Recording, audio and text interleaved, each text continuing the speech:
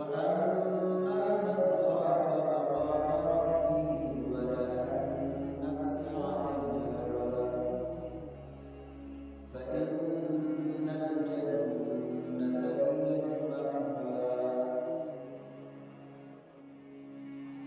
صدق الله مولانا العظيم.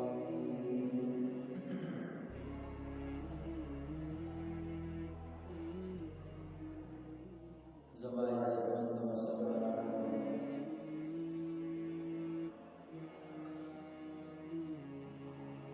د انسان په اوصافو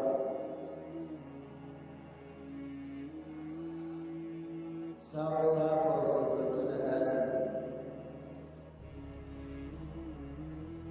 چې دته د قیامت په ورځ باندې ډېره زیاته فایده کوي. او دا مسلمان په دې صفتونو باندې ډېر زیات خوشاله.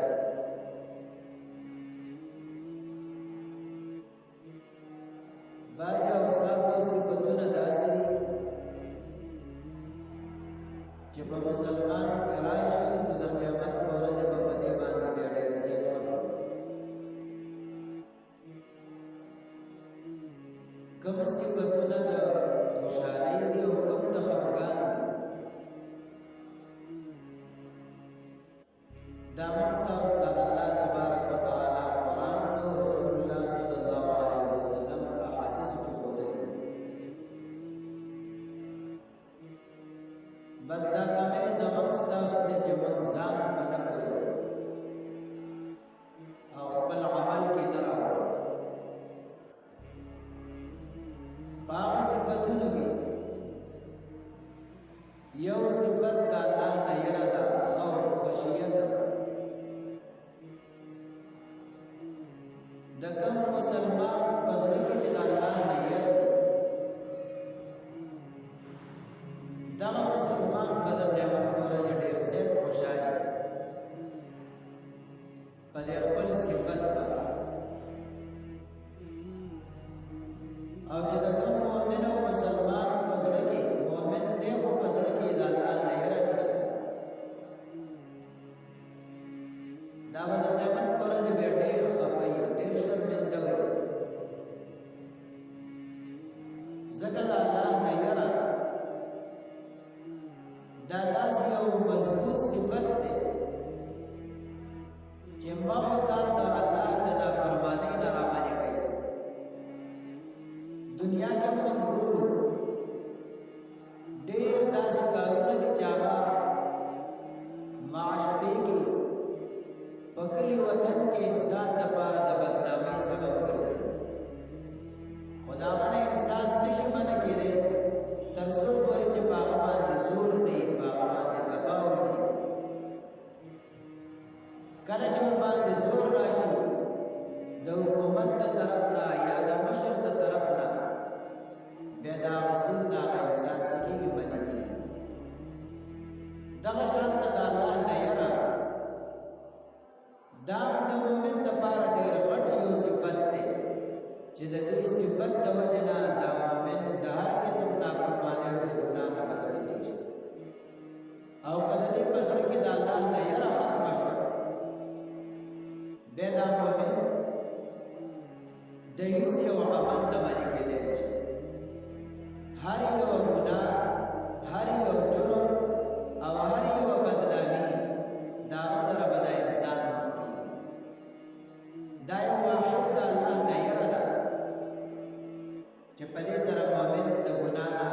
بچ کېدی شي، بندېدلی شي. صحابه کرام رضوان الله علیهم اجمعین دا هغو دا واحد صفت چې په دې وجې د هر جرم نه هغو بند پاتې شي. کم یو عمل د ګناه ته به چې وړاندې کېده نو د هغه نه مخکې به یې څومره ځل سوچ کوو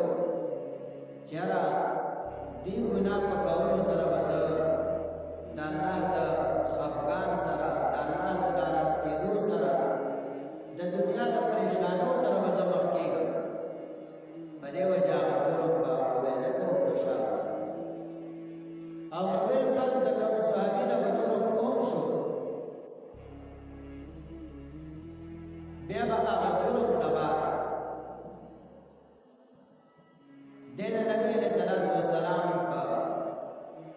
خدمت کې به حاضر شو او بیا به نبی علیہ السلام ته ویل چې د الله نبی دا جرم زمانه شوی دی او زما د پاک کېدو د دې جرم نه د بچ کېدو علاج به څه نو بیا به د هغه نه بعد نبی علیہ السلام نه ځان پوهېږه او بیا به د هغه جرم نه توبه ویسته دا خوف الهي دا یو دومره دروند صفت دی چې څومره په دې انسان کې راځي دومره دا بنده الله ته نږدې کېږي حدیث کې رسول الله صلی الله علیه وسلم فرمایي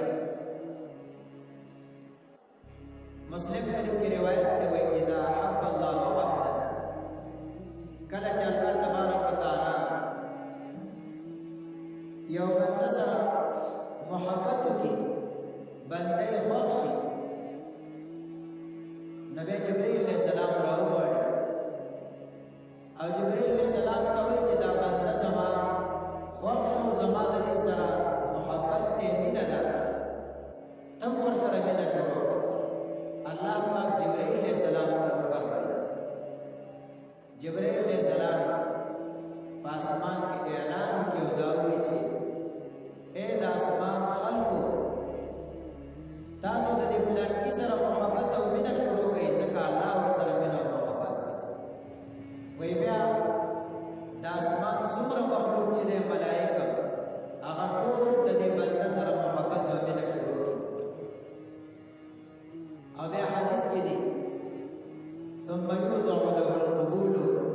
فی الارض بیا پس مکه باندې د دې د قبلې دوه د الله د مخلوق په زړونو کې د محبت او د مینې د پیدا کېدو لپاره الله پس مکه کې د دې مخلوق سره د مخلوق په زړه کې د دې بنده محبت او مینه کوي نبی د زمکه ټول مخلوق د دې سره محبت او مینه کوي دا وجه څه ده دا کله چې بنده په زړه کې د الله نه یره وساتي په زړه کې د الله نه یره پیدا وشي نبی د دې بنده الله تم نزدېواله وشي الله تم جوړ شي الله تم محبوب شي الله پاک نے جبرائیل علیہ السلام تم فرمائی جبرائیل علیہ السلام د دې سره محبت او مینه شروع کی او بیا پس مکه کې ټول مخلوق هم د دې سره دا غنبات سکی محبت او مینه شروع کی دا وجه ده چې صحابه کرام رضوان الله علیهم اجمعین ټول الله ته محبوب او خوښه دا وو نزدېواله الله ته ډېر زیات د دې وجه د قرآن کې الله دا مبارک فرمایي کړه رضی الله عنه ورضوا عنه الله د دون راضي دی دود الله ناراضي او خوشاله وجه دغه چې دا په زړونو کې د الله نه یره د نمونې په تور باندې په حدیثو کې یو څو مثالونه دي هغه زه بیانوم او کوم آیت کریمه چې ما وویل نو هغه کې الله پاک فرمایي واما من خاف مقام ربه ونهى النفس عن الهوى فإن الجنة هي المأوى هغه څوک چې دا په زړه کې د الله نه یره پیدا شو او د دې نه په زړه کې وویریده چې اورس بس د الله په مخ کې ودرېږي زما حاضري او پیشي به الله ته کېږي زما څومره اعمال چې دي څومره نیک دی او بد دي دا به ټول الله پاک ما ته مخ ته کوي او الله تبارک وتعالى به زمانه د دې اعمالو تپوس کوي پوښتنه به کوي ما نه به د دې جواب غواړي نو کله وایي چې د انسان په زړه کې د دې خبرې یره راغله ونهى النفس عن الهوى او خپل نفس او خپل ځان د خواهشاتو د بيدینۍ او د ګناهونو نه منع کړ دا ښکاره خبره ده چې کله د انسان په زړه کې یره د الله نه پیدا وشي نو ضرور به د ګناهونو نه به ځان بچ کړي دا خو یوازې همدغه د الله نه یره ده چې دا انسان د ګناهونو نه را رکاوي را باندې ګناهونو ته یې نه پرېږدي نن زموږ د مسلمانانو د زړونو نه د الله یره وتلې نن د مسلمان په زړه کې دا سوچ کې نه راځي چې چې زبد الله په مخ کې ورغ درې دغه وجه ده چې موږ هر ګناه په سمنډه هر ګناه او هر جرم زمون نه کیږي بیا الله پاک فرمایي فإن الجنة هي المأوى جنت بد د خلق زیوی الله وی جنت تبوزی چې کله تو بلزان د الله د نافرمانی نه بچ کيو په ژوند کې د الله نه حدیث کې دی وی په بنی اسرائیل کې یو کس په بل باندې زمکه خرڅ کړه بخاری شریف کې دا روایت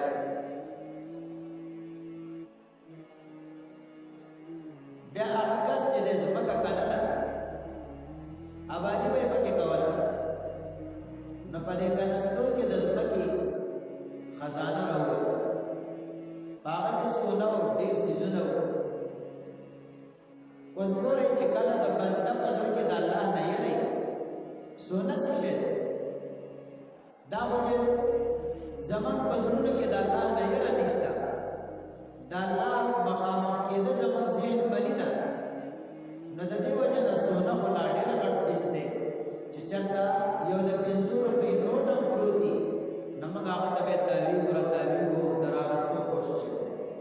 ولې په زړه کې د الله نه یری نشته دا موږ سره احساس نشته دی چې دا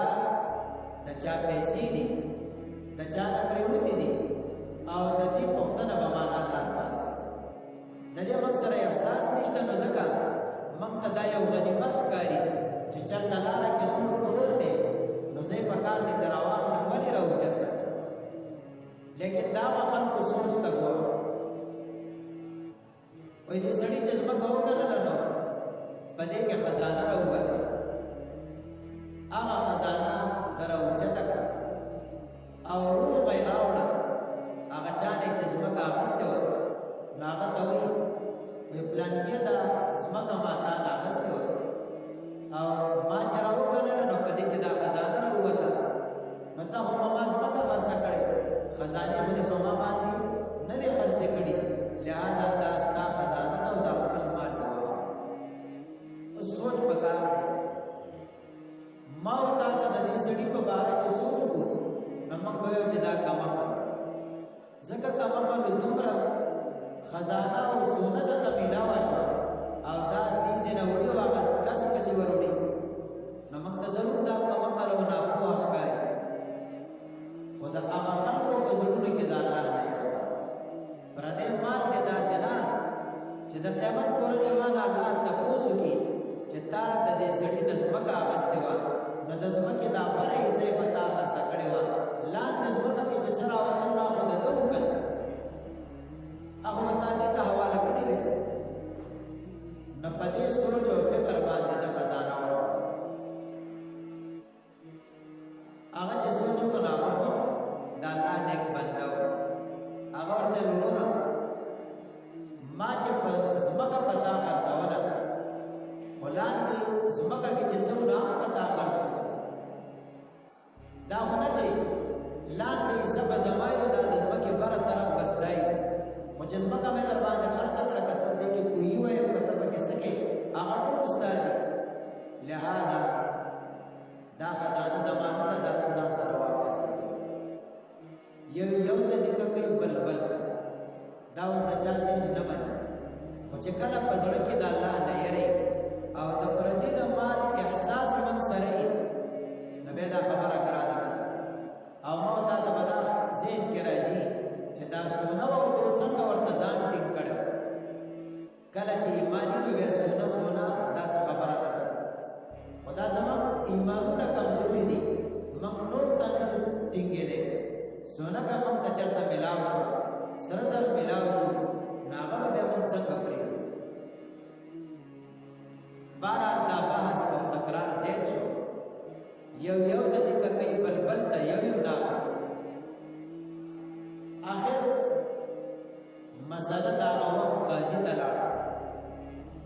چې بس جج دې فیصله وکړي قاضي دې فیصله وکړي چې دا د چا حق دی ځکه یو زما حق نه دی او بل وای زما حق نه دی قاضي به فیصله وکړي چې دا د چا کیږي نو هغه ته وایي قاضي دا یو مسله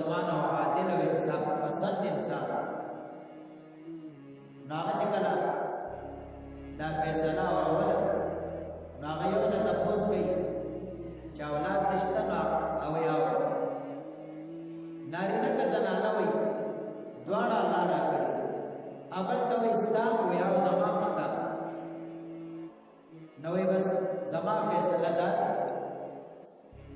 چې تاسو یو بل سره رشتہ وکړئ او دا خزانه د هغو په واده باندې او د هغو په خرچه باندې ولګوئ نو د دواړو د منځه به استعمال شي دا اوس که تاسو سوچ وکړئ څومره د عدل او د انصاف فیصله او هلته دې مسلمانانو ته وګوره چې په زړونو کې د الله نه دومره یره پرته وه په دې یېرې باندې چې چېرته دا د حق نه کېږي او زه یې واخلم نو ما نه به بیا الله تپوس کوي د دې دپاره دا خزانه او دا مال یو یو ته دیګه کوو بل بل خو چې کله په زړونو کې پاک وو الله پاک د دو په منځ کې فیصله داسې د قاضي په خوله باندې جاري کړه چې هغه مال دواړو ته میلاو شو فایدې دواړو ته ورسېدې یو بل روایت کې دی مسلم هغه روایت نقل کړی دی او تفسیر جلالین د سورۃ بقره د آیت لاندې نقل کړی دی روایت کې دی چاول کې د مسلمانانو د روزي حکم داسې چې ماښام به د روزه ماته کړه نو تر عمره پورې تا خوراک کولی شو چې تر څو به ته وده شوی دی کلم چې د سترګې پټې شوې وده شوې د هغه نه بعد بیا په تا باندې د شپې خوراک څه وبل بیا به چې څنګه به ته وده شوې ستا روژه به شروع شو بیا به هغه سبا ماښام به د روژه څه کوله ماتوله نو دا حقیقت کې چې ګران کار دا حکم ګران و الله پاک په موږ اساني راوسته تر سبا راختو پورې موږ تاسو خوراک کوو بیا د هغه نه بعد روژه بنده شي وایي کله چې دا حکم موجود نو صحابه کرامو ته ډېر ګران او په دې کې یو حکم دا و چې څنګه خوراک بند دی نو داسې واده کړي د خپل ضرورت پوره کول هم بند دي دا هم بني په دې کې صحابه کرام رضوان الله علیهم اجمعین یو صحابي د ورځې مزدوري کړې وه ستړی و زمیندار سړی خامخا سړی ستړی شي نو بیا د شپې خوب زر ورځي د شپې هغه وده شو څنګه چې دی راغی کور ته او زنانه ورته روټۍ تیاره کړه نو دی ډېر ستړی و داسې لږ تکیه شوی نو همدې کې ویده شو هغه روټۍ هم ده ونه خوړه زنانه خو که بیا راپاڅوم نو بیا څه فایده یې نه کوله خو زنانه یې ډېره خفه شوه چې الله دې به سبا دا روژه څنګه پوره کړي سبا چې دا سړی راوچت شو واقعي چې ګرانه وه ځکه پرون هم روژه نیولې وه ماښام هم روژه ماته نه شوه شپه هم تېره شوه سبا به بیا روژه نیسي نو دا واقعي چې ګرانه خبره سبا په دې کس باندې د لوږې نه بېهوشي راغله او د عمر رضی الله عنه په باره کې راځي وایي چې ما د شپې روژه ماته کړه زما خپل ضرورت پوره کولو ته حاجت پیدا شو نو خپل ضرورت او حاجت به پوره کړو په سبا باندې نبی علیہ السلام قرار اوس دا دې پوری ځوي چې کله د یو بنده په ځړ کې د الله نه یری نو بیا دا د ګناه نه بعد دا به صبر نشي کېدی تر څو پورې چې توبه یې نه ویستلې او د خپل مسلې حل نه راویستلې عمر رضی الله عنه نبی علیہ السلام قرار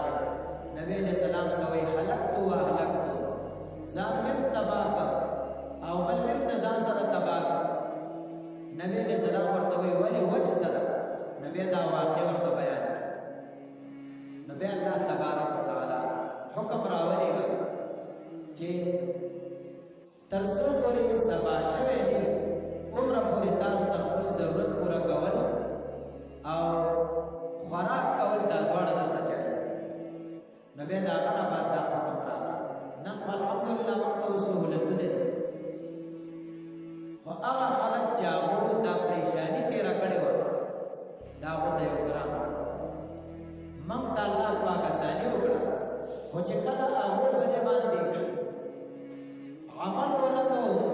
خطائی تنه وشو نو پزړ کې د الله نه يروا نبی علیہ السلام ترال په جړاو فریاد باندې او نبی علیہ السلام ته وی چې اوس د دې حل څه دی نبی الله تبارک وتعالى دا حل بل روایت کې دی وی کله چې حکم راغی جواد کړي په بدکاري باندې ونی ولې شي نو داغه د پاره سارولو حکم پکان په ولې چې عمره پوری د دنه سا نه وته دا حکم چې کله راغی پس صحابه کرامو کې یو صحابي دی ماعز اسلمي د بنو اسلم قبيله هغه صحابي له دا جرم شو اوس زړه کې چې د الله نه یری بیا واقعي چې انسان هر یو څه ته تیاری هغه صحابي نه چې جرم وشو اوس دام کې دې چې هغه توبه وستلې لیکن دا د ایمان معیار ډېر اوچت نبی علیہ السلام تراغ ورتوی دا اللہ نبی مانا جرم شوی دے ما تا سزا راگا چیز پاک شو وی نبی علیہ السلام تن یو طرف تا مخوار دے بل طرف تراتاو شو بے ورطا امدغا خبر کر آخر نبی علیہ السلام پیشو چی دا سڑے نمانی کی او خام آخا پا دے طلب کے دے چی ما تا سزا ملاو شی دا دنیا سزا دے ملاو شو خو چی دا آخرت دا جرم نب بچ پاتې شو بیا رسول الله صلی الله علیه وسلم صحابه کرام ته وایي زید او بوزي او دا سنسار دا استاد سوچو گئی دا د ایمان تقاضا دا الله د خوف او د یری وجه ده چې په زړونو کې د خلکو د الله یره موجوده و نه په دې وجه د دنیا سزا ته تیار هر سزا ته تیار من پزړونو کې د الله نه یره نشته د دې وجه نه کوم جرم چې زمون نه وشي زمړ خپل کار او دا حدیث کې دی وای بعض انسانان داسي چې هغه جرم او ګناه وکړي دا نه بعد وای د دوه پزړو کې دومره فرق هم ناراضي لکه د چا په پوزه چې مچ کینی او لاس ورته وځي او هغه مچ تا خوښ دومره داغه څه پروا نه راځي موږ حقیقت کې هم دغه شی ګرځیدل جرم کو ګناه کو خود ګناه نه بعد زموږ هیڅ پروا نه راځي دا په سوچ کې نه راځي چې دا جرم او دا ګناه چې ده د دې یو ورځ د تپوس کول شو فوربک لنسألنهم اجمعین الله په خپل ذات کریمه قسم کوي وای زمانه خپل ذات باندې قسم کوي چې زبر دې بندگانو تپوس په قسم سره الله فرمایي په بل ځکه فرمایي وان منکم الا واردها كان على ربك حتما مقضيا پتاسو کې هیڅ یو کس داسې نشتا مگر تاسو به جهنم ته ځئ په جهنم کې به یو ځل دننه کېږي دا ور زمون نه تپوس وکړي او موږ په خپل اعمال سره یو ورځ مخ کېږو په شمن منو کنه منو زمون په ځل کې د الله نه یې وی او کنه وی دا ټول زمون په ځل کې وی او کنه چې موږ به یو ورځ د الله سره مخ کېږو خو کېږو بل دا حقیقت دی نو که زمون په ځل کې د الله نه یې پیدا شو نو بیا به موږ د خپل ګناه په اړه کې فکر مند شو هغه به موږ توبه وباسو او د نور نه بزانه وساتو او چې کله زمون په ځل کې د الله نه یې نه ختم شو نو بیا یاد لرا ګناه وکړو پروا به نه جرم وکړو پروا به نه د الله نه بلل کیږي او زمون سره به سوچ او احساس نه جهنم ته به نزدیکی او زمون سره به سوچ او فکر نه د دې وجه نه د الله نه یره پزړه کې راوستل دا مومن د پاره ډېر غټ څه هر مومن ته پکار دی چې د پزړه کې دی د الله نه یری او د الله نه یره چې د پزړه کې موجود دی نو دې به د هر قسم جرم نه بچ پاتې کیږي او قبل فرض کوشي ته نه نبی به د الله نه معافي الله تبارک